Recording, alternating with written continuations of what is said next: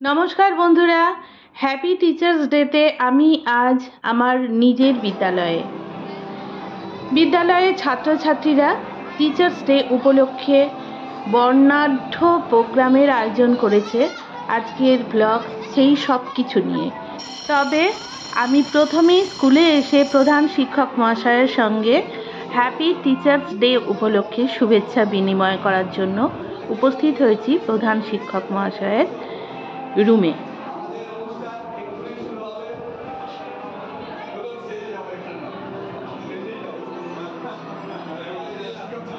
স্যারের সঙ্গে happy teachers day শুভেচ্ছা বিনিময়ের পর ডাইরেক্ট আমি চলে এসেছি আজকের মূল আকর্ষণ যে অনুষ্ঠান, সেই অনুষ্ঠান যেখানে হচ্ছে সেখানে মঞ্চে।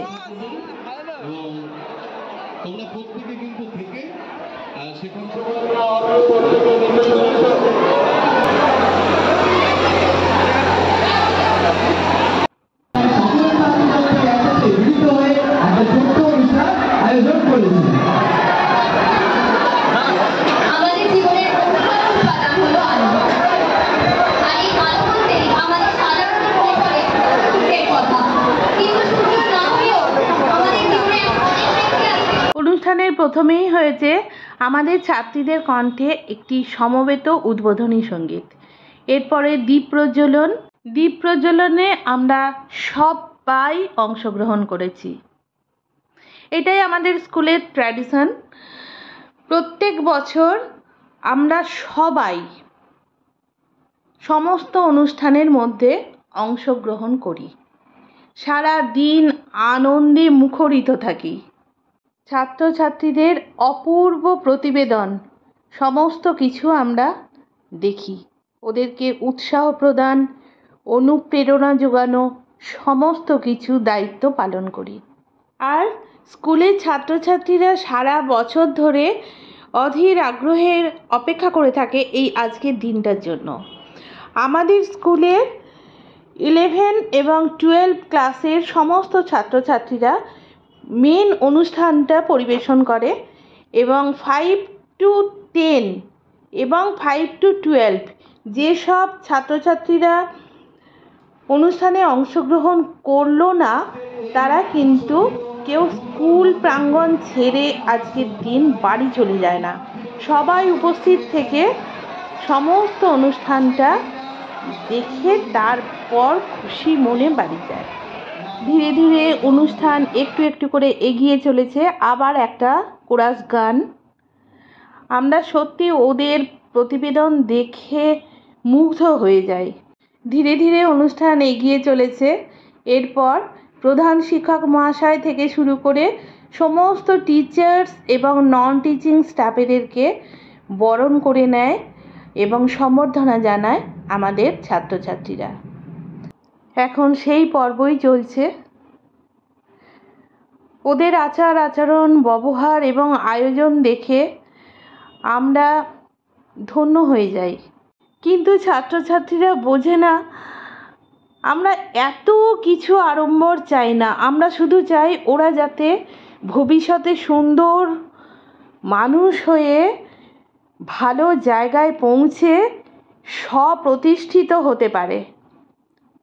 তার জন্য যাবতীয় লেখাপড়া, আচার আচরণ যা কিছু আয়ত্ত করার সবটাই সুষ্ঠু এবং স্বাভাবিকভাবে আয়ত্ত করে নিক। ওরাও কিন্তু আমার যেটা মনে হয় আজকের দিনে ওদের বেস্ট সমস্ত কিছু আমাদেরকে উজাড় করে দিতে চায়। ঘড়ির কাঁটার সঙ্গে অনুষ্ঠানও কিন্তু টুকটুক করে এগিয়ে চলেছে। সম্বর্ধনা প্রদান করা প্রায় শেষের দিকে হাজির হয়েছে। টিচার্স ডেতে কী প্রোগ্রাম হবে না হবে এইসব নিয়ে কিন্তু ছাত্রছাত্রীরা বেশ কিছুদিন ধরে ওরা রিহার্সাল করে, কিন্তু সব জিনিসটা আমাদেরকে জানায় না। ওরা চায় আমরা একবারে স্টেজেতে দেখি। সেই জন্য আমরাও অধীর আগ্রহে অপেক্ষা করে আছি নেক্সট কি হয়। 1 ঘন্টার ব্রেক, টিফিন এবং খাবার খাওয়ার জন্য, লাঞ্চ খাবার জন্য। আমারও খুব খিদে পেয়ে গেছে। টিফিনের বাক্স হাতে পেতেই আমি খেতে আরম্ভ করে দিয়েছি।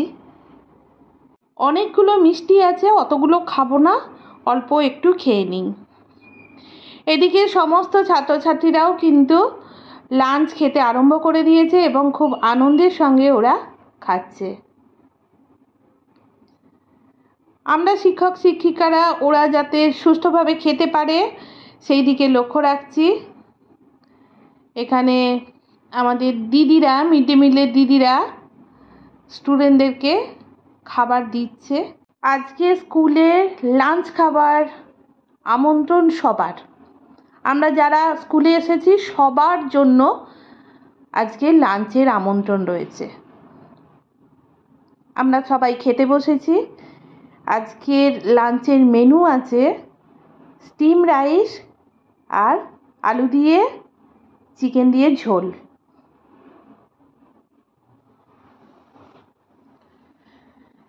এখন খেতে বসেছি। আমার পাতে ভাত তরকারি সার্ভ করে দিচ্ছে। খিদেও পেয়ে গেছে, অনেকটা বেলাও হয়ে গেছে। এরপর অনেকটা অনুষ্ঠান বাকি আছে। ঠিক আছে বন্ধুরা, আমি খেতে বসে পড়লাম এবং খুব আনন্দের সঙ্গে খেতে আরম্ভ করলাম। আছে টমেটোর চাটনি আর আছে একদম বড় সাইজের রসগোল্লা। রসগোল্লা খাবার সময় তো আমি আমার বাবার কথা মনে রেখেই খাই। বাবা বলেছেন ভেঙে ভেঙে খেতে। দেখো বাবা, ভিডিওটা তুমি যখন দেখবে তখন তুমি বুঝতে পারবে আমি ভেঙে ভেঙেই রসগোল্লাটা খেয়েছি। এইটার আমার কোনোদিনও ভুল হবে না। সবাই খেতে বসে পড়েছে, আমার খাওয়া কমপ্লিট। আমি এবার নেক্সট প্রোগ্রামে চলে এলাম। দর্শকের আসনে আমরা সবাই বসে পড়েছি। অনেকটা প্রোগ্রাম বাকি আছে। প্রথমে আবার একটা কোরাস গান, এরপর স্টেজ তৈরি করার জন্য ওরা একটু টাইম নিয়ে নিচ্ছে। এরপর আমাদের স্কুলের দেবপ্রিয় বাবুর গলায় দুটি খুব সুন্দর গান শুনলাম। এই গান শুনে আমি আর থাকতে পারলাম না, তাই চলে এলাম। তবে একটা কথা আমি বলি যে শিক্ষকের বিদায় হয় না, শিক্ষক চিরজীবনই শিক্ষক থাকে। আর আমি মনে করি যদি আমি পুনর্জন্মবাদে বিশ্বাস করি বা আবার যদি আমার জন্ম হয়, আমার মনে যে অপূর্ণতা রয়েছে, যে যে জিনিস আমি পাইনি বা পূরণ করতে পারিনি, আমি যেন আবার শিক্ষক হয়ে জন্ম দিতে পারি। এই বলে আমি যেন থ্যাংক ইউ। এরপর শুরু হয়েছে একটি ছোট্ট নাটিকা।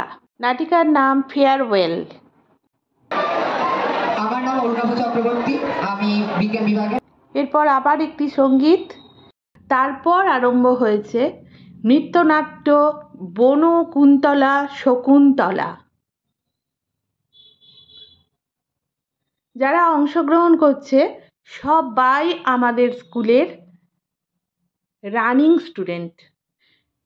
বন্ধুরা, আমরা সবাই রাজা দুষ্মন্ত এবং শকুন্তলার ইতিহাস জানি।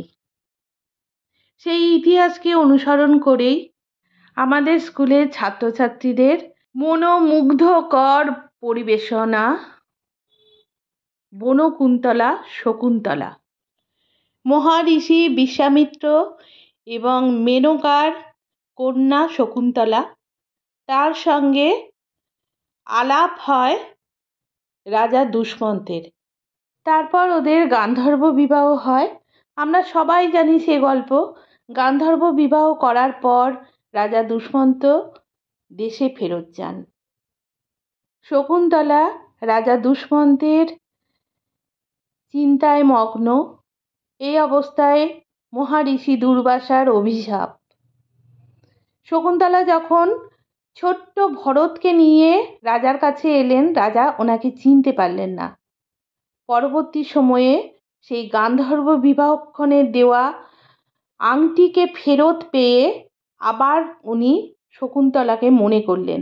তখন তিনি শকুন্তলার খোঁজে বেরুলেন। বনমধ্যে তার সঙ্গে দেখা হয় এক সৌম্যকান্তি শিশুর। ওই শিশুই রাজা দুষ্মন্ত এবং শকুন্তলার পুত্র ভরত। এই ভরতের মাধ্যমেই শকুন্তলা এবং রাজা দুষ্মন্তের পুনর্মিলন ঘটে। গল্পের শেষ এখানেই। আজকের নৃত্যনাট্যের এইটাই সমাপ্তি দৃশ্য।